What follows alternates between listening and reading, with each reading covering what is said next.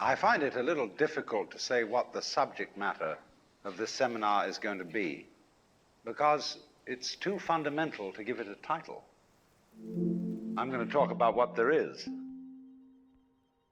Now, the first thing, though, that we have to do is to get our perspectives with some background about the basic ideas which influence our everyday common sense, our fundamental notions about what life is about.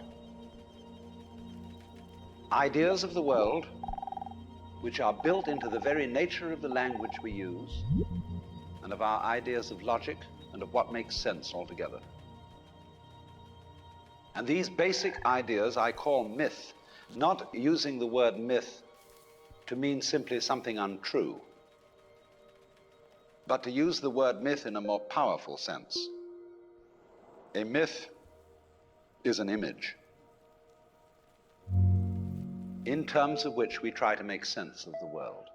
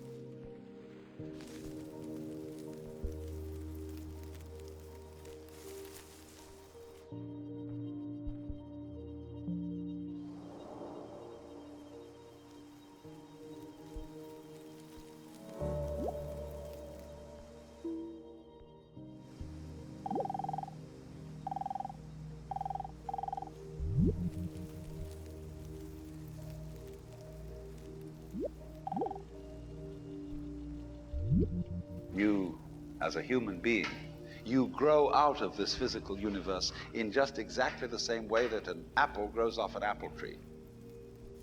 So let's say the tree which grows apples is a tree which apples, using apple as a verb.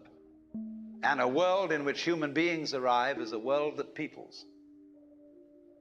And so the existence of people is symptomatic of the kind of universe we live in. Just as hair on a head is symptomatic of what's going on in the organism.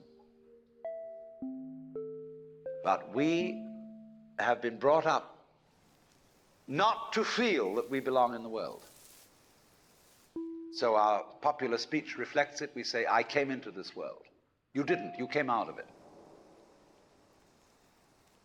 We say, face facts. We talk about encounters with reality, as if it was a head-on meeting of completely alien agencies, and the average person has the sensation that he is a somewhat that exists inside a bag of skin, the center of consciousness, which looks out at this thing, and what the hell's it going to do to me? I recognize you. You kind of look like me, and I've seen myself in a mirror, and you look like you might be people. So maybe you're intelligent, maybe you can love too. And perhaps you're all right. Some of you are anyway. You've got the right color of skin, or you have the right religion, or whatever it is, you're okay. But there are all those people over in Asia, Africa, and they may not really be people. When you want to destroy someone, you always define them as unpeople.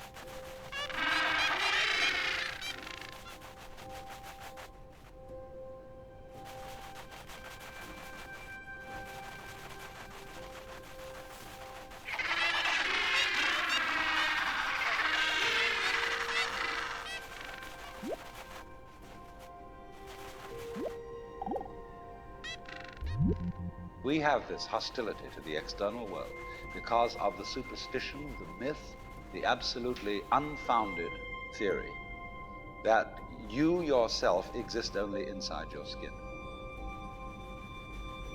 Now, I want to propose another idea altogether. Billions of years ago, you were a big bang. Now you're a complicated human being. But so we define ourselves as being only that. If you think that you are only inside your skin, you define yourself as one very complicated little curlicue, way out on the edge of that explosion, way out in space and way out in time. And then we cut ourselves off and don't feel that we're still the Big Bang. But you are. Depends how you define yourself. You are actually, if this is the way things started, if there was a Big Bang in the beginning, you're not something that is a result of the Big Bang. You're not something that is a sort of puppet on the end of the process. You are still the process. You are the Big Bang, the original force of the universe coming on as whoever you are. See, when I meet you, I see not just what you define yourself as, Mr. So-and-so, Miss So-and-so, Mrs. So-and-so. I see every one of you as the primordial energy of the universe coming on at me in this particular way. I know I'm that too. But we've learned to define ourselves as separate from it.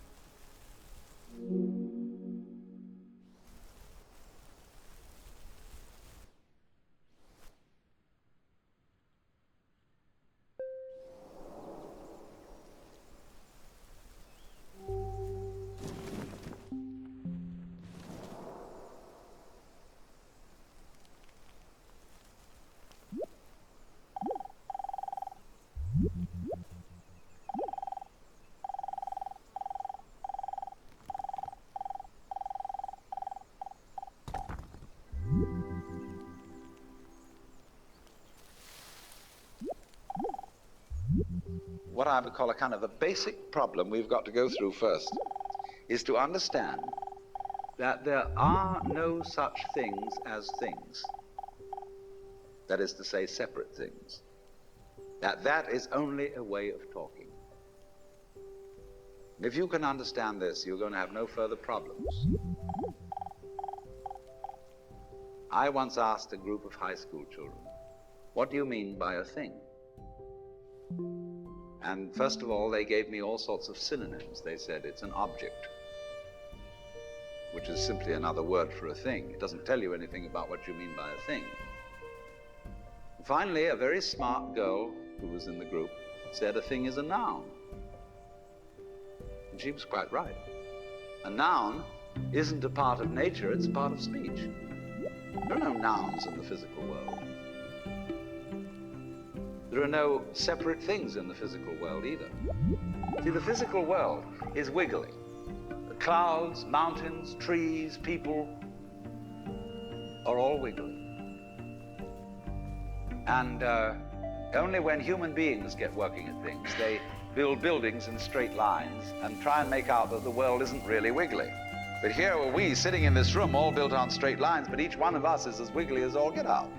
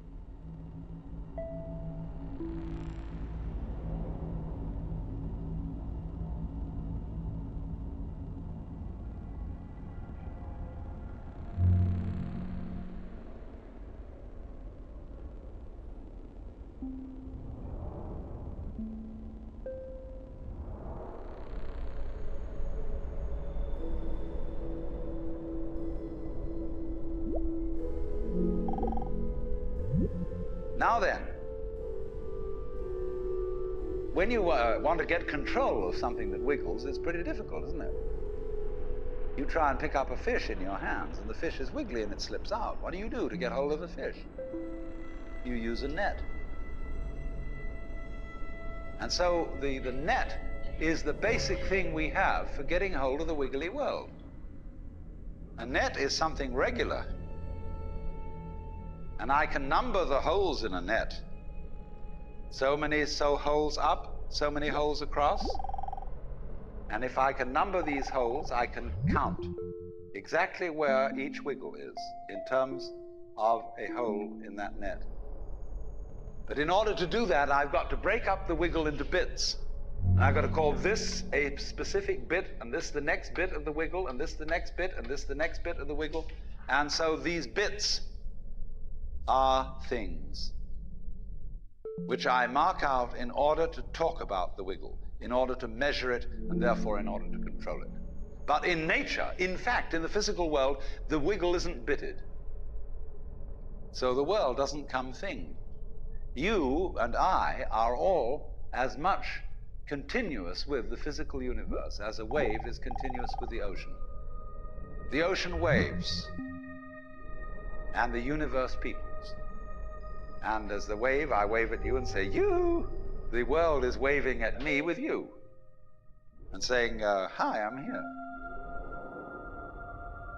But the way we feel and sense our existence, being based on a myth that we are made, that we are parts, that we are things, our consciousness has been influenced so that each one of us does not feel that.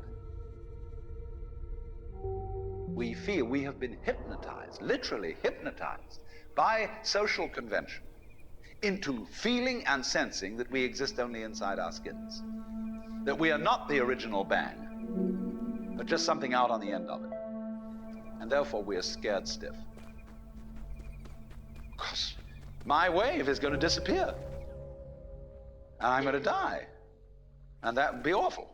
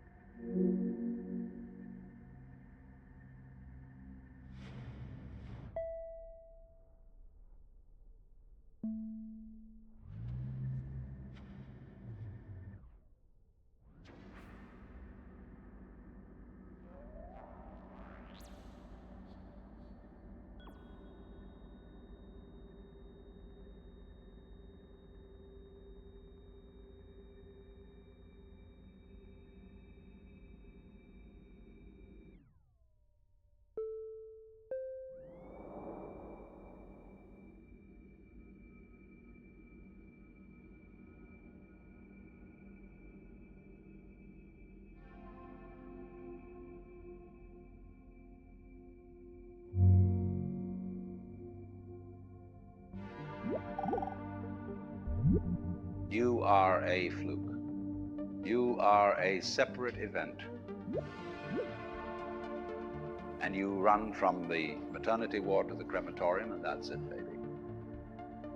Now, why does anybody think that way? There's no reason to, because it isn't even scientific. It's just a myth. And it's invented by people who wanted to feel a certain way. They want to play a certain game. Camus said there is only really one serious philosophical question, which is whether or not to commit suicide. Should you or not commit suicide? This is a good question. Why go on? And you only go on if the game is worth the candle. Now, the universe has been going on for an incredible long time. And so really, a satisfactory theory of the universe has to be one that's worth betting on. It seems to me, absolutely elementary common sense.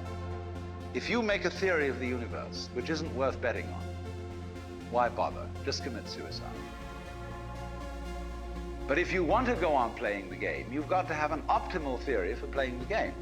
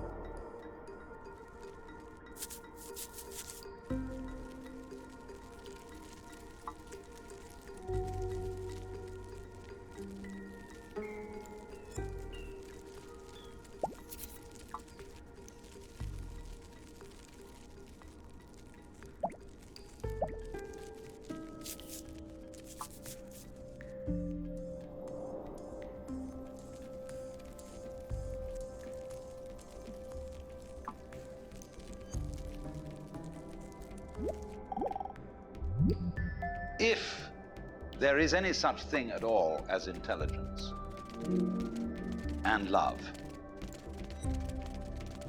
and beauty, well, you found it in other people. In other words, it exists in us as human beings. And as I said, if it is there in us, it is symptomatic of the scheme of things.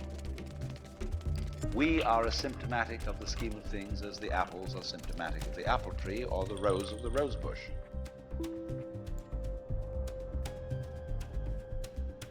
The earth is not a big rock infested with living organisms, any more than your skeleton is bones infested with cells. The earth is geological, yes, but this geological entity grows people. And our existence on the earth is a symptom of the solar system and its balances, as much as the solar system in turn is a symptom of our galaxy. And our galaxy in its turn is a symptom of the whole company of galaxies. Goodness only knows what that's in.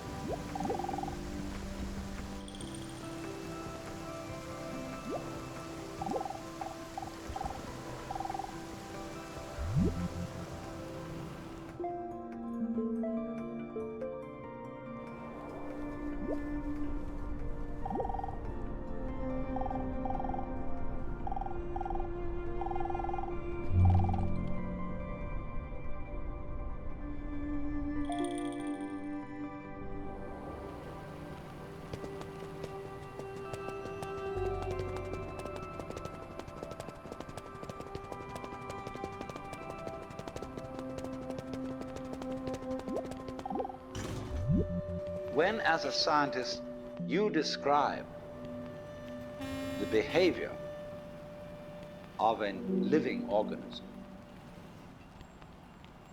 you try to say what a person does. It's the only way in which you can describe what a person is. Describe what they do. Then you find out that in making this description, you cannot confine yourself to what happens inside the skin. In other words, you can't talk about a person walking unless you start describing the floor. Because when I walk, I don't just dangle my legs in empty space. I move in relationship to a room. And so in order to describe what I'm doing when I'm walking, I have to describe the room. I have to describe the territory. So in describing my talking at the moment, I can't describe this just as a thing in itself, because I'm talking to you. And so what I'm doing at the moment is not completely described unless your being here is described also. So if that is necessary, if, in other words, in order to describe my behavior, I have to describe your behavior and the behavior of the environment, it means that we've really got one system of behavior. That what I am involves what you are. I don't know who I am unless I know who you are. And you don't know who you are unless you know who I am. In other words, we're not separate. We define each other. We're all backs and fronts to each other. We and our environment, and all of us and each other, are interdependent systems. We know who we are in terms of other people. We all lock together. And this is, again and again, the serious scientific description of how things happen. And any good scientist knows that what you call the external world is as much you as your own body.